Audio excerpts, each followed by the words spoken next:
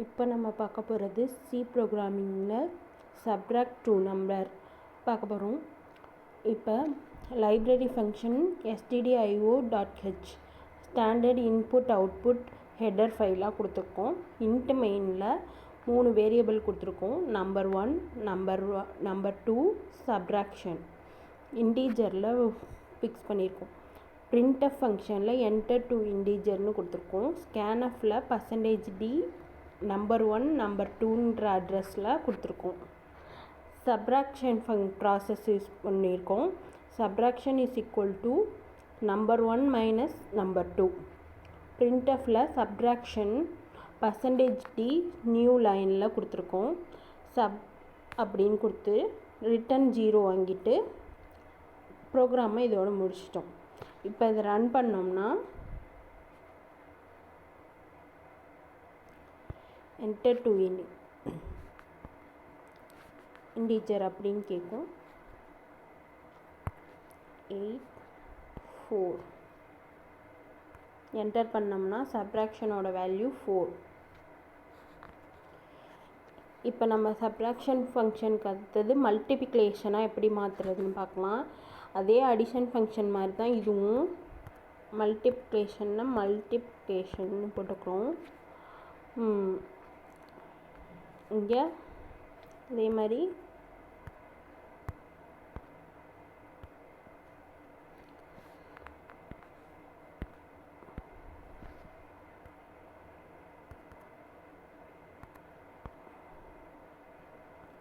Multiplication அப்படின்னு போட்டு வரோம்.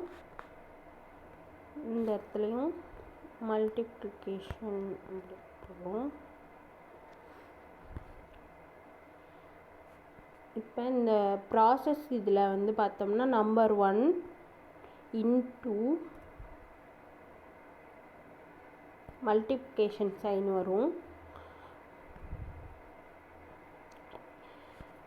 இப்போ நம்ம இதில் என்ன மாற்றிருக்கோம்னா மல்டிப்ளிகேஷன் அப்படிங்கிற வேரியபிள் டிக்ளேர் பண்ணியிருக்கோம்.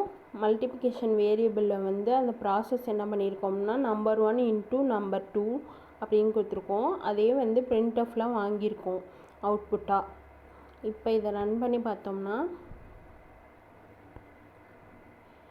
8 × 4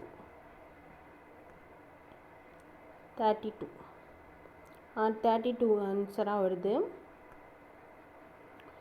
இதே டிவிஷன் ஃபங்க்ஷனாக எப்படி பண்ணுறதுன்னு பார்க்கலாம். இப்போ டிவைட் பண்ண போகிறோம்.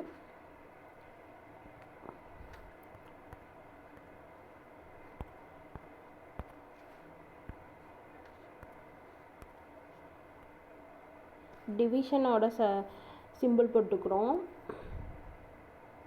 printfல அவுட்புட் ஃபங்க்ஷனுக்கு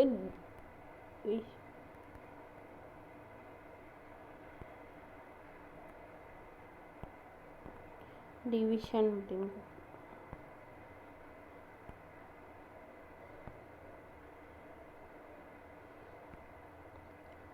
அதே மாதிரி இங்கே டிவ்னு அதோட வேரியபிள் நேம் கொடுத்துக்கிறோம். இப்போ இதை ரன் பண்ணி பார்த்தோம்னா என்டர் டு இன்டீஜர் அப்படின்னு கேட்குது. 10 அப்படின்னு கொடுக்குறோம். 5ஆல் டிவைட் பண்ணால் 2 ஆன்சர். டிவிஷனோட ஆன்சர் வந்து 2ஆக வருது. இதை மாதிரி தான் வந்து ஒரு ப்ரோக்ராமை வந்து நம்ம வந்து பல யூஸ்க்கு யூஸ் பண்ணலாம். மல்டிப்ளிகேஷன், டிவிஷன், சப்ட்ராக்ஷன், அடிஷன் அப்படின்னு ஒரு ப்ரோக்ராமையே மாற்றி மாற்றி போடலாம். நீங்கள்